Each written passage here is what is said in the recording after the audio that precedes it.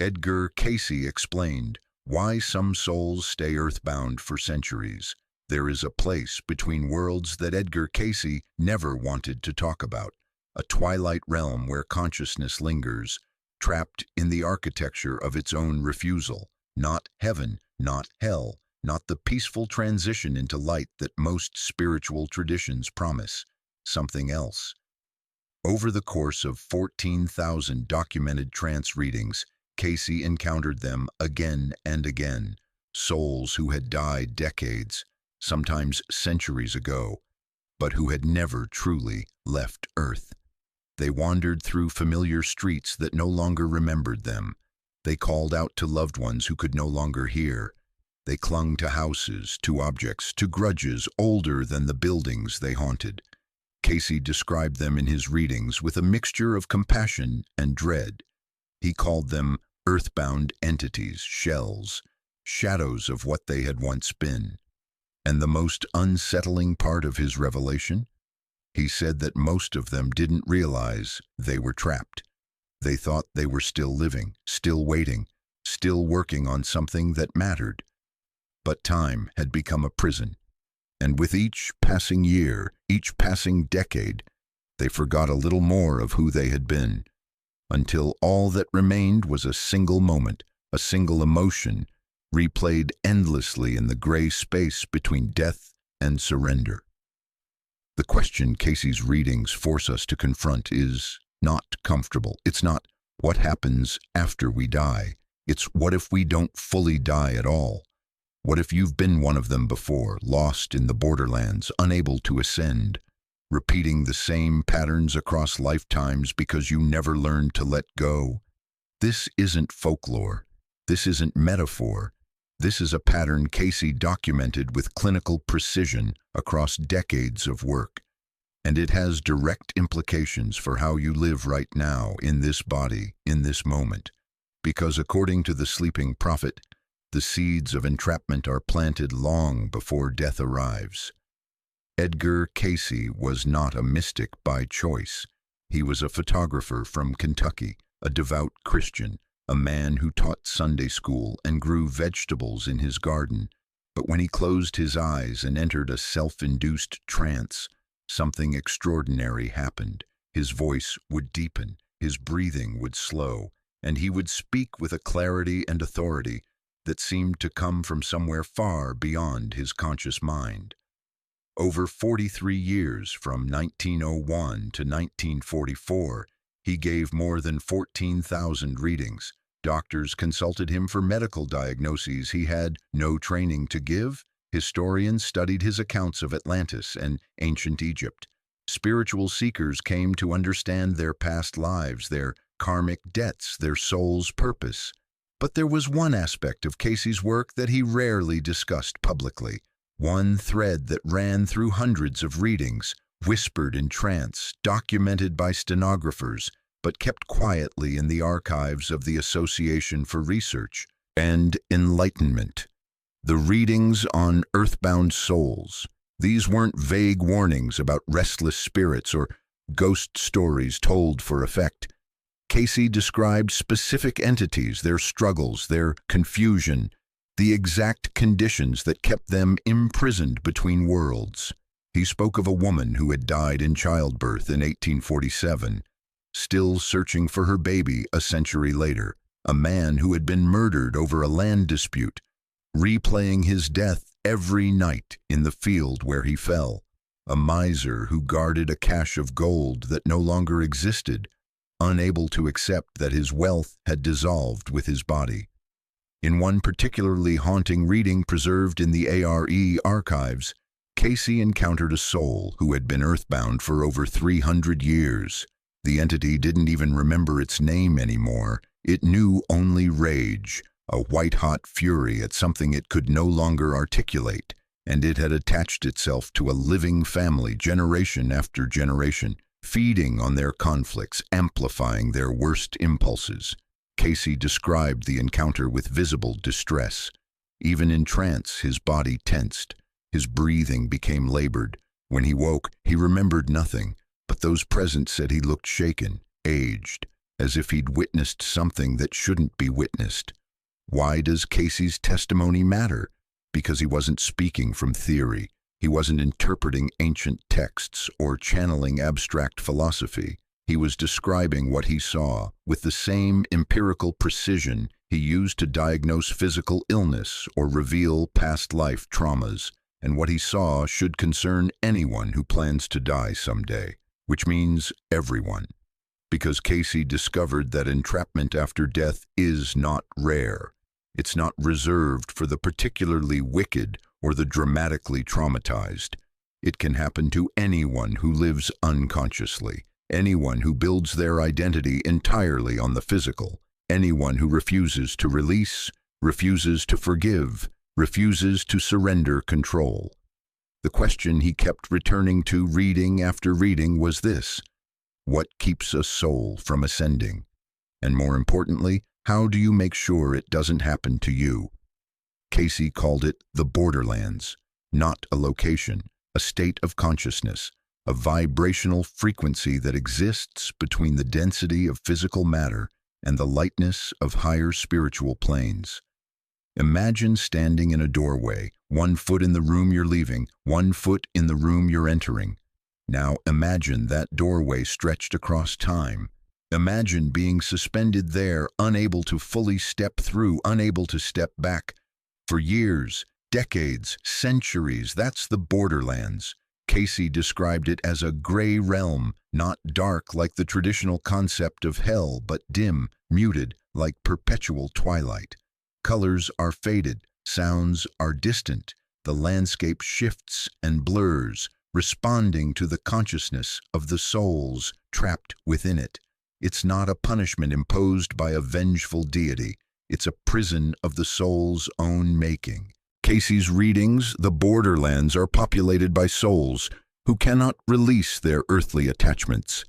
They died with unfinished business, a grudge they couldn't forgive, a person they couldn't let go of, a possession they believed defined them, an identity they clung to with such ferocity that when the body dissolved, they had nothing left to anchor their consciousness except the memory of form. Some souls arrive in the borderlands confused, especially if death was sudden or violent. They don't immediately understand they've crossed over.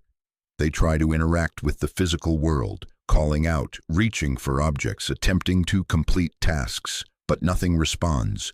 The living walk through them as if they're not there, because in a sense, they're not. They're caught between frequencies, visible to neither the living nor the fully ascended dead.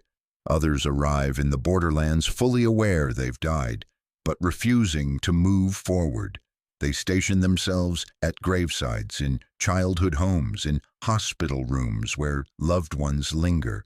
They believe their presence is necessary, that they must watch over, must protect, must stay until some condition is met.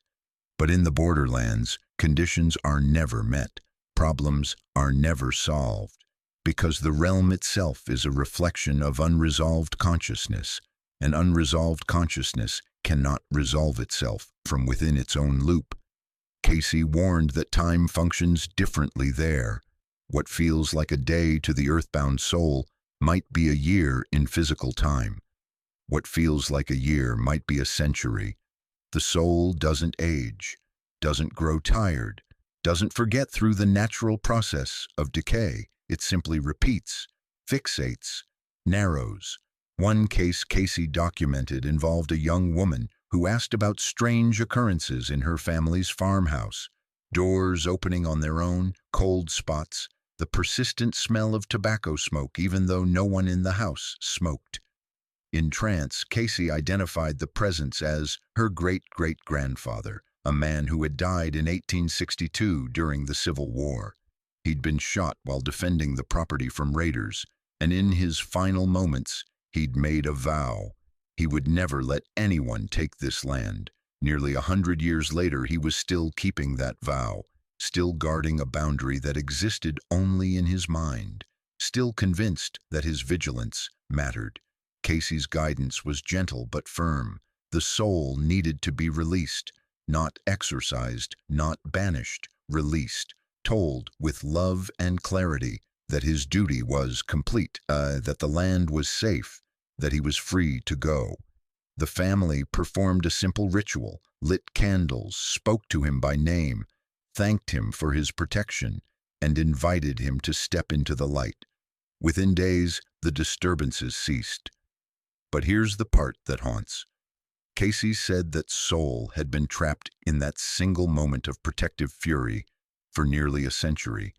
100 years compressed into one eternal now of defending ground that no longer needed defending. The borderlands are filled with souls like him, soldiers still fighting wars that ended generations ago, mothers still searching for children who grew old and died themselves, lovers still waiting at train stations for reunions that will never come.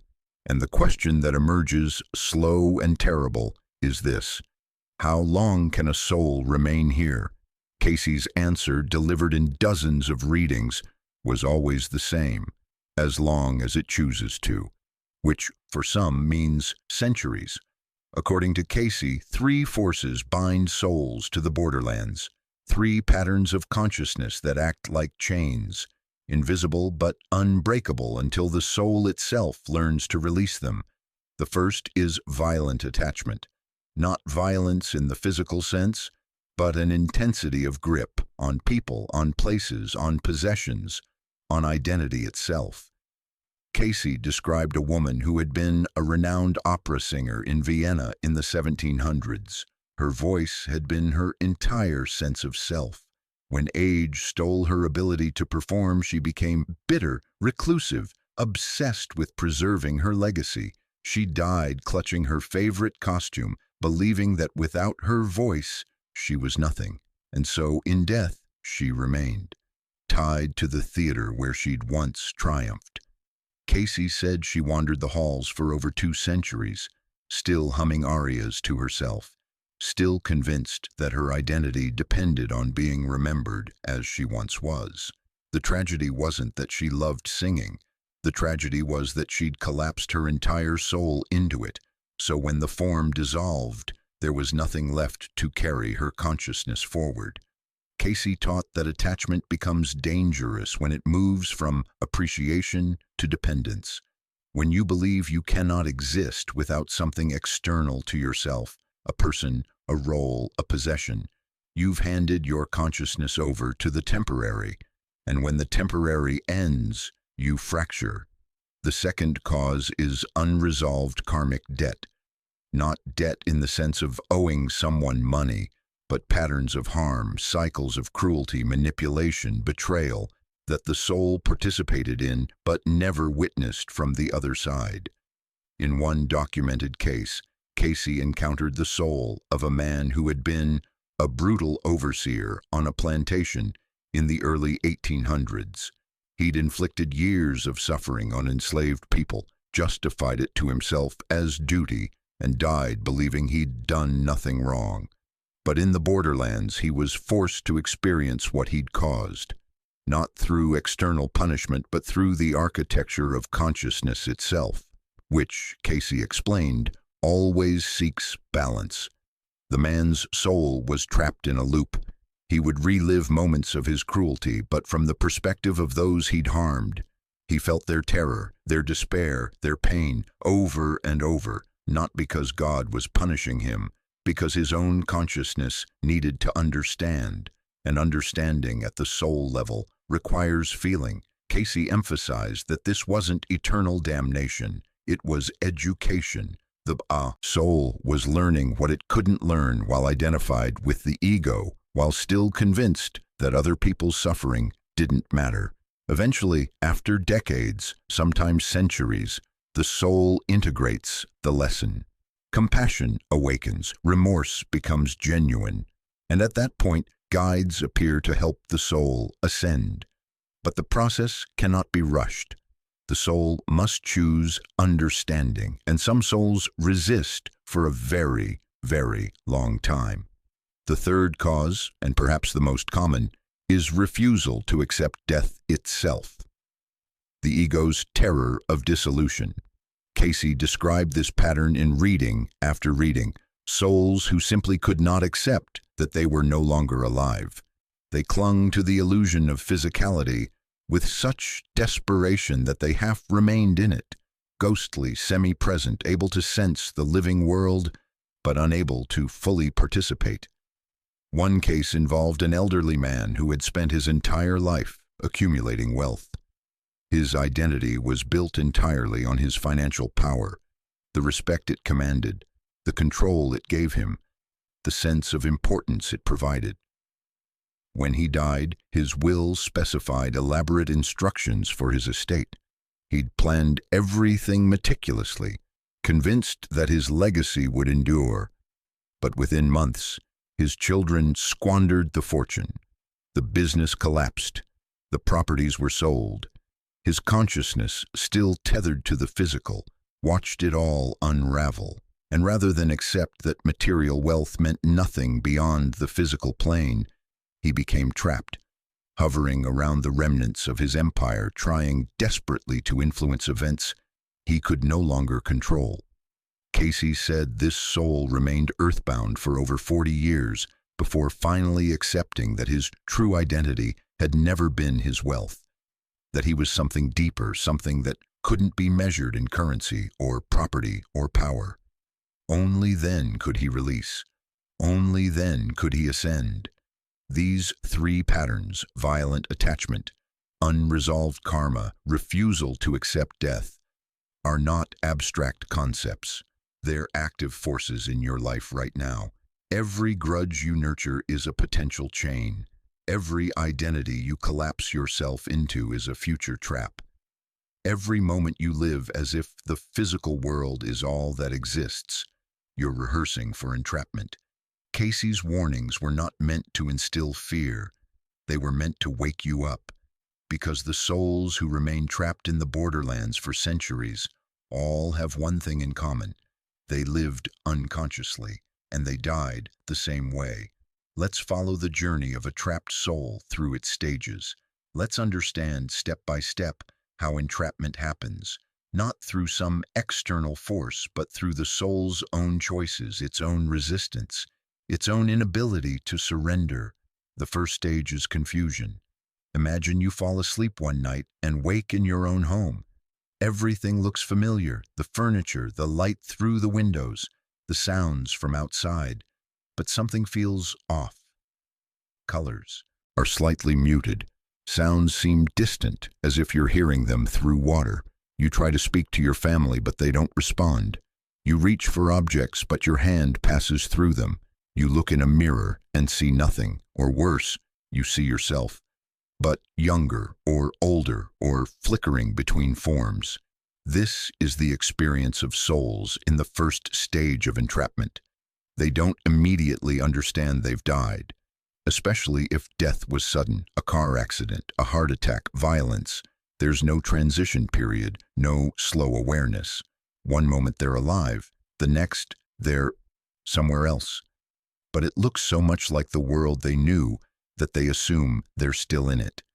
Cayce described them as sleepwalkers, moving through familiar spaces, trying to complete familiar routines, bewildered when nothing responds as it should.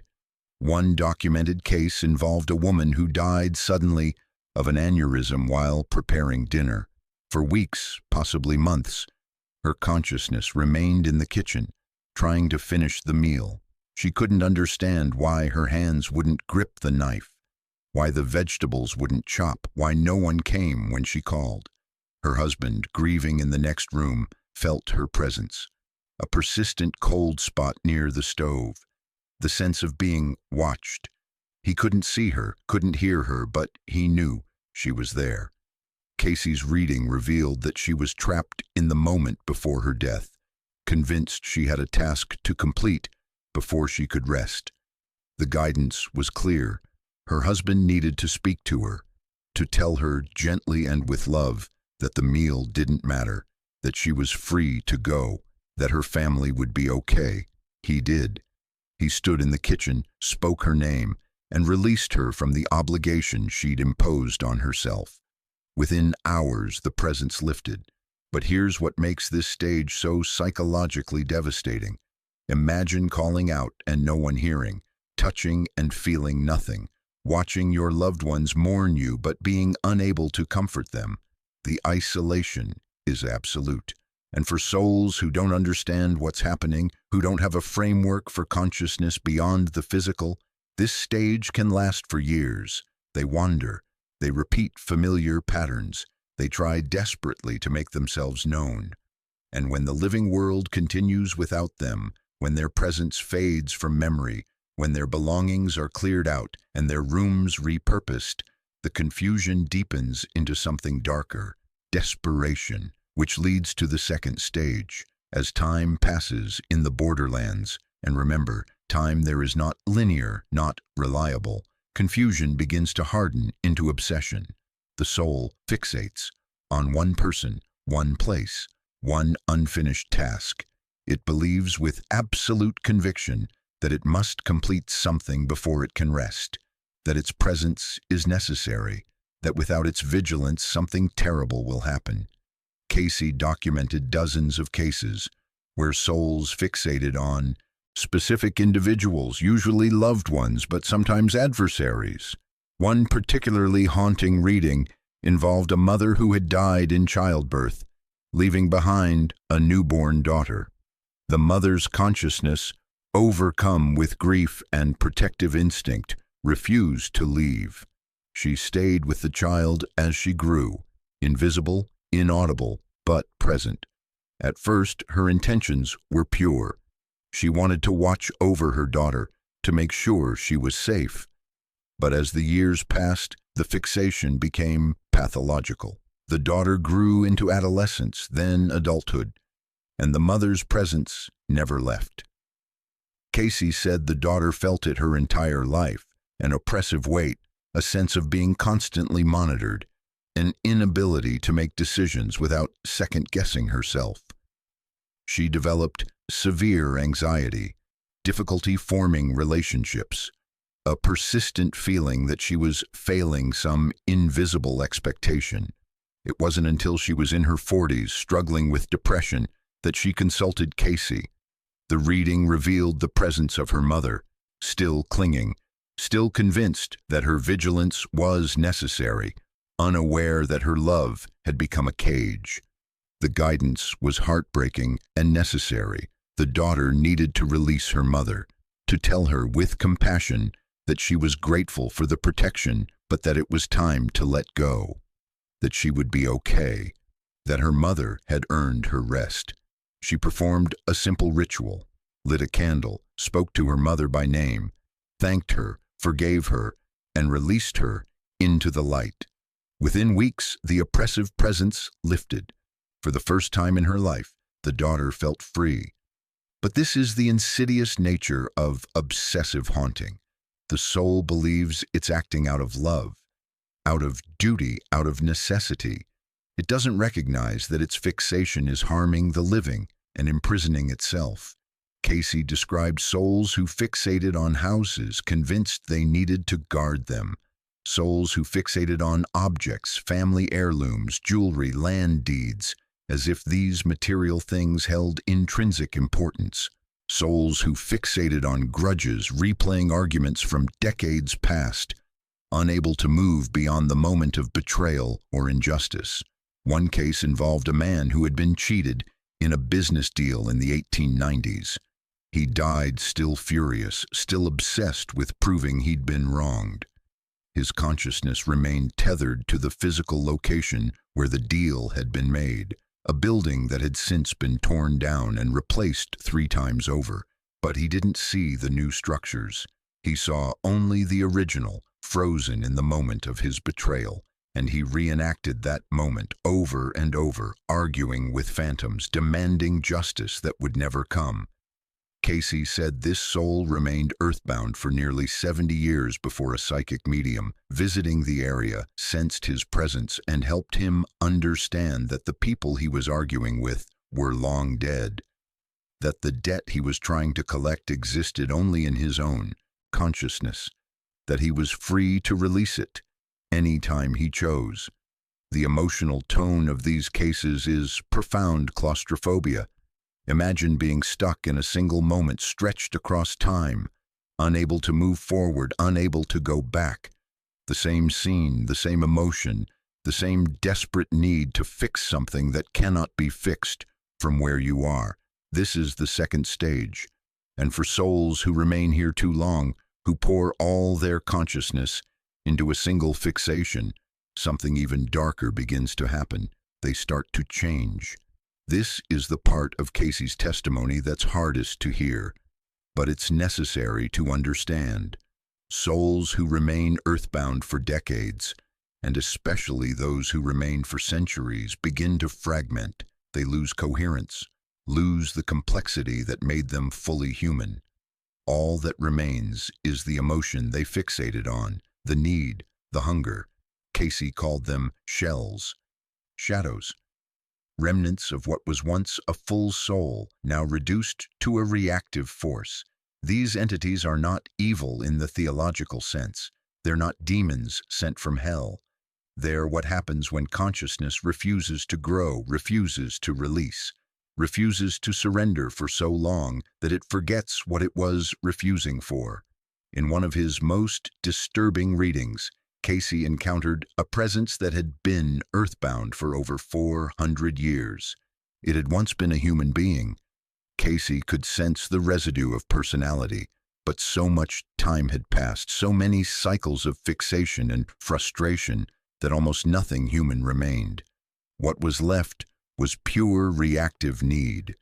This entity had attached itself to a family, generation after generation, feeding on their emotional energy, not consciously, not with malicious intent, but instinctively, the way a plant turns toward light. It fed on fear, on anger, on despair. When family members fought, the presence intensified.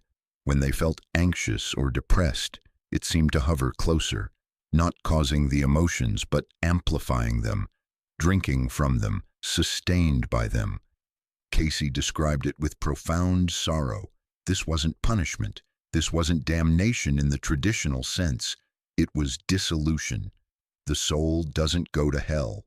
It forgets itself into darkness, piece by piece, memory by memory, until all that's left is appetite without awareness, hunger without identity. And here's the tragedy that Cayce kept returning to. This could have been avoided. At any point in the centuries of wandering, the soul could have chosen differently, could have released its grip, could have accepted help from the guides and beings of light, who, Cayce insisted, never abandon earthbound souls. They simply wait for permission to intervene.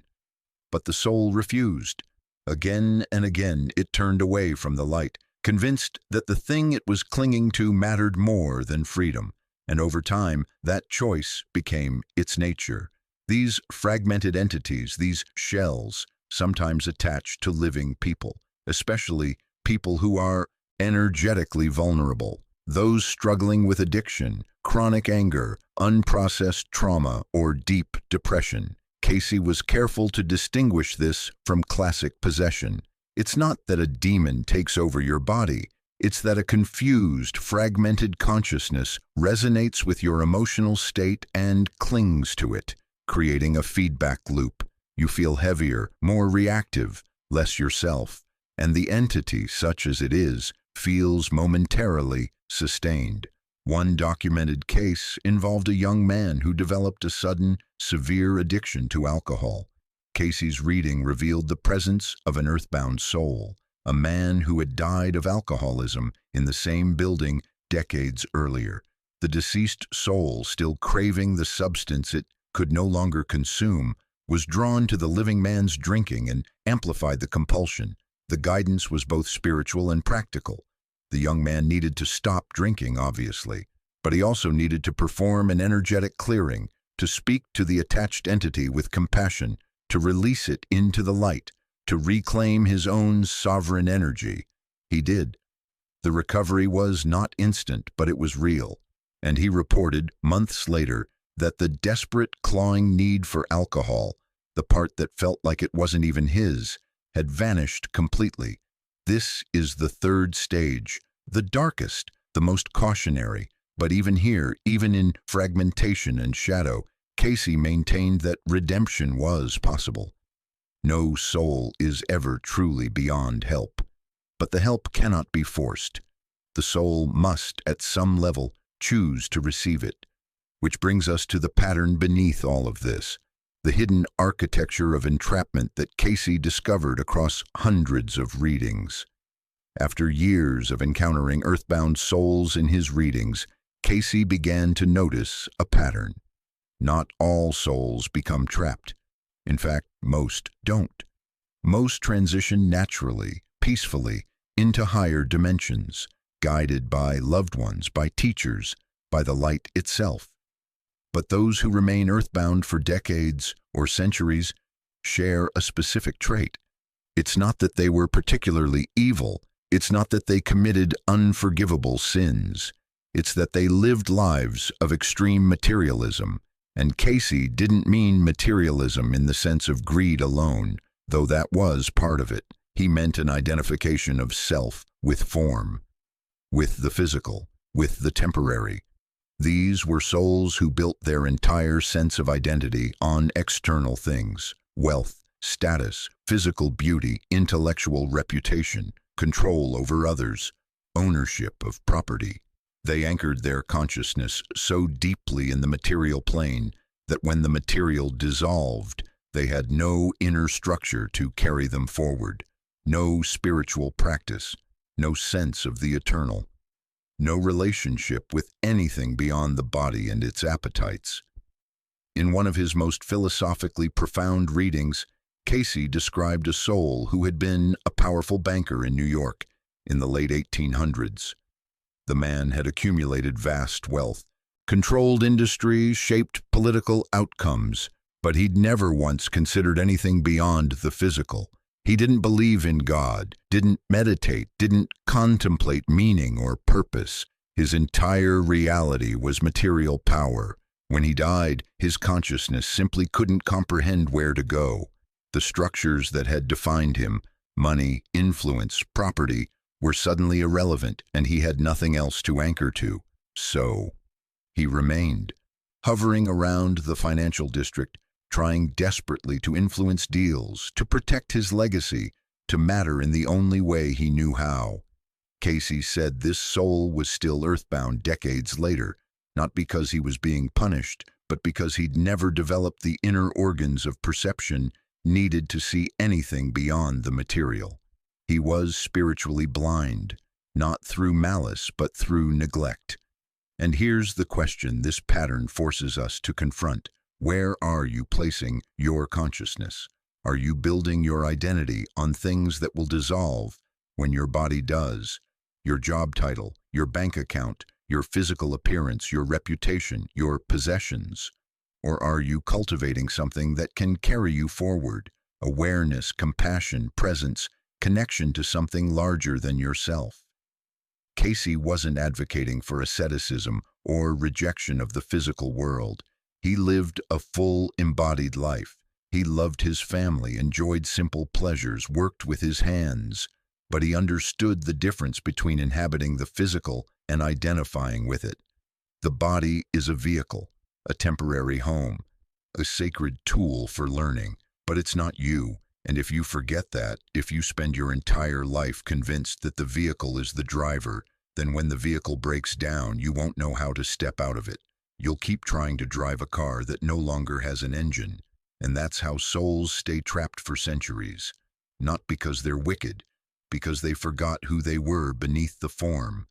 But here's where hope enters, because Cayce was adamant about one thing. No soul is ever truly abandoned. Even in the deepest entrapment, even in the fragmentation of the third stage, guides are present.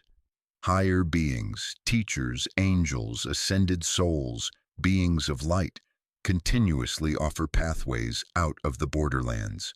They appear as flashes of brilliance in the gray twilight, as voices calling softly, as hands extended in silent invitation.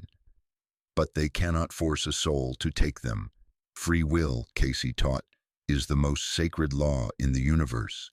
Even in death, even in suffering, the soul's choice remains sovereign. And so the guides wait, patient, compassionate, unwavering, waiting for the moment when the earthbound soul is finally ready to release. One reading described a soul who had been trapped in the borderlands for over 100 years, a woman who had died heartbroken after her husband abandoned her.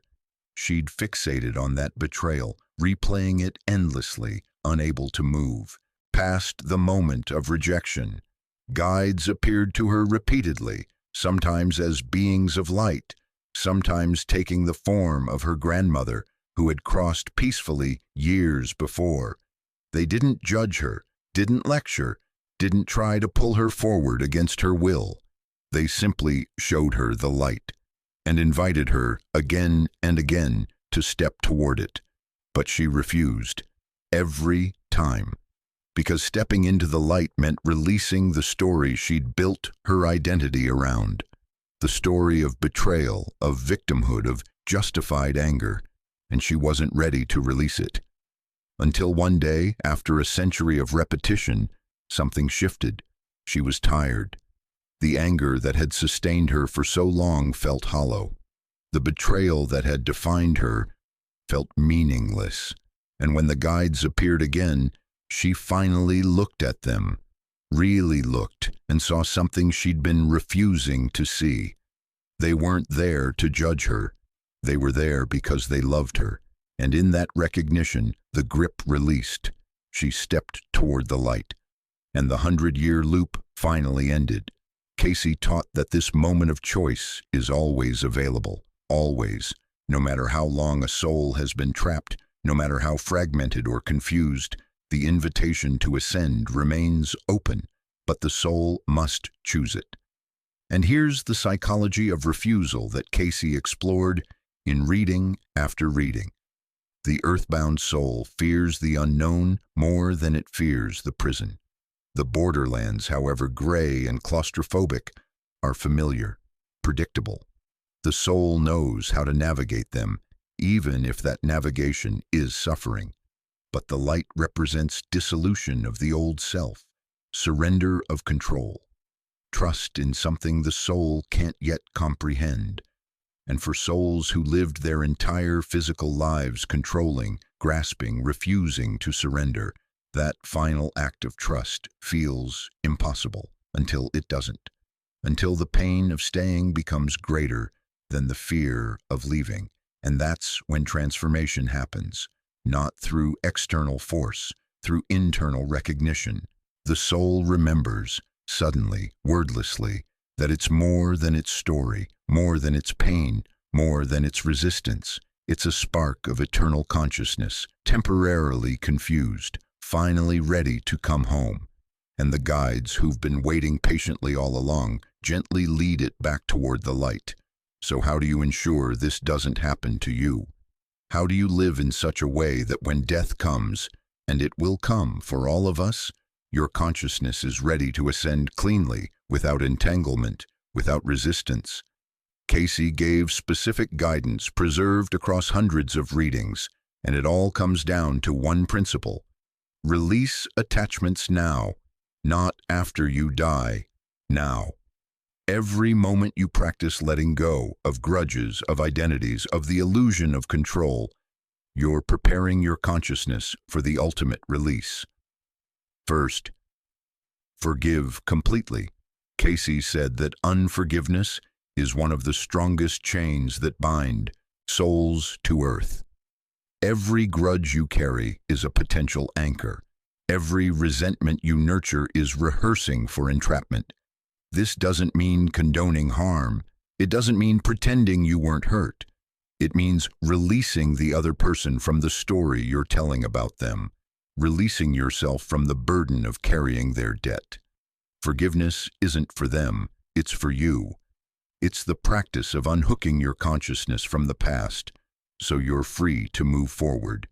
Second, cultivate awareness of your inner self. Meditation, prayer, silence, any practice that helps you remember you're not your thoughts, not your emotions, not your body. Cayce taught that souls who have regular spiritual practice, who've spent time in their lives connecting to something beyond the material, find the transition at death natural, even joyful, because they've already practiced releasing identification with form. They've already experienced consciousness beyond the physical. So when the body falls away, they know how to navigate what comes next. Third, practice dying before you die. This was one of Cayce's most profound teachings. Imagine your own death. Regularly, not morbidly, but meditatively. Visualize your final breath. Feel your consciousness separating from your body. See yourself letting go of your possessions, your relationships, your identity, your story, and then imagine moving toward light. This practice, done with sincerity, rewires your consciousness. It trains you for surrender. It removes the terror of the unknown by making the unknown familiar. When death actually arrives, you'll recognize it, and you'll know what to do. Fourth, serve selflessly. Cayce said that souls who spent their lives in service, giving without expectation of return, loving without conditions, almost never become earthbound, because service trains consciousness to focus outward, not inward, to care about others' well-being more than your own agenda. And that orientation toward connection, toward compassion, toward something larger than self, is exactly the orientation that allows smooth transition at death. But what about sudden death? What if you don't have time to prepare? Cayce's answer was reassuring. Intention matters more than preparation. If you live with open hands, with awareness, with compassion, with the understanding that nothing material is permanent, then even sudden death won't trap you. Your consciousness will instinctively know how to release. But if you live clenched, grasping, controlling, convinced that your identity depends on external things, then even a peaceful death on your own terms can lead to entrapment.